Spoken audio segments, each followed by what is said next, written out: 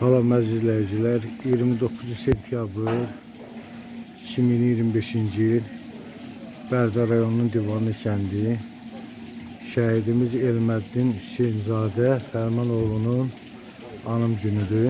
Bugün Divanlı kəndində. Allah cəmi şəhidlərimizə rəhmət eləsin.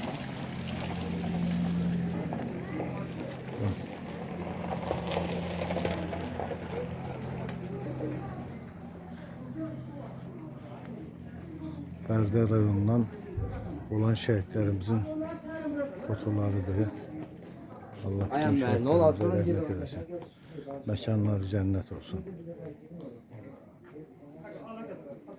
Nəzərinizə çatdırım ki, Elməddin qardaşımız da evinin tək oğlu olub. Bir daha anasına başsağlığı verirəm.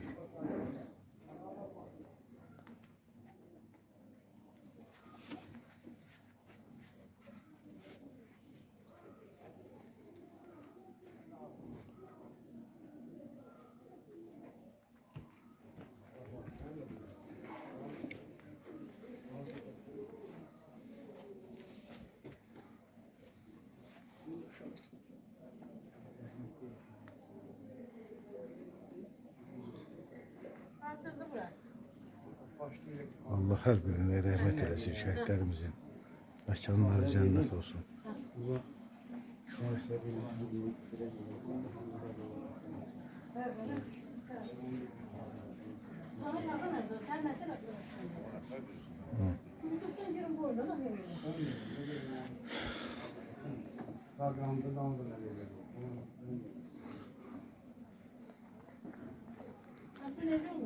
Elməddin kardeşimizin anası Arzu Hanım'dır. Arzu Hanım bir daha Allah rəhmət eləsin.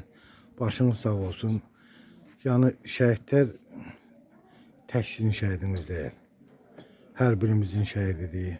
Allah qəni-qəni rəhmət eləsin. Şəhidlərin Quranda da yazılıbdır. İlk damcı qanı yerə töküləndən şəhidlərin məkanı cənnətdir. Bir daha başınız sağ olsun.